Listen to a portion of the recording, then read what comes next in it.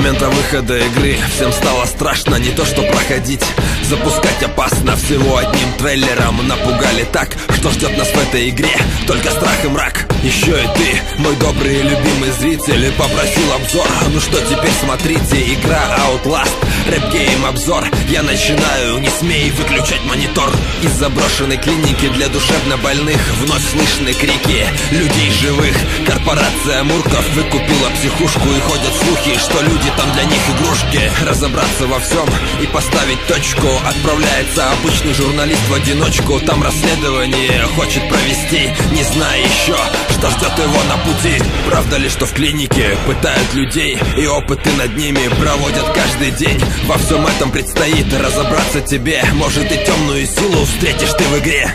Не рекомендую тем, у кого плохо с кукушкой. Реально страшно в этой долбанной психушке. Всюду кровь, мясо и уродливые люди. Лучше в амнезию поиграй, она попроще будет. Не жди, что будешь раскидывать всех налево-направо. Герой трусливый журналист, вот такая засада. Будешь вечно убегать или прятаться где-то, иначе можешь попрощаться с этим белым светом.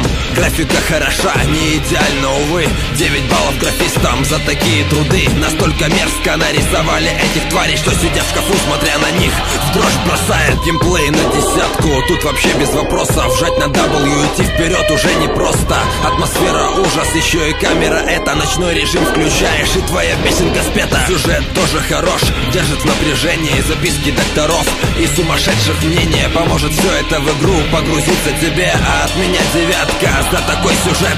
Музыка и звуки, спорный момент. Конечно, все атмосферно, здесь вопросов нет. Но не хватало мрачной музыки мне иногда. За это ставлю я 9 и заканчивать пора.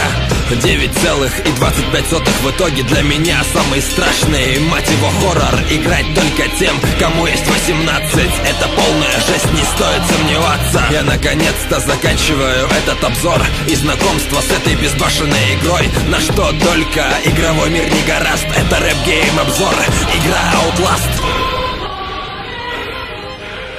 Даже Гордон Левит не устоял перед старым трюком. Моя проститутка на самом деле в меня влюблена. В сцене присутствует Ладенс. Да, все круто, это не грех. Продолжаем. Святые брови, Бэтмен! В смысле, Роберт. Вспоминаю, что ты сделал, когда ты это уже сделал. Пожалуй, самое дебильное объяснение временных парадоксов. Весь прогресс мобильных устройств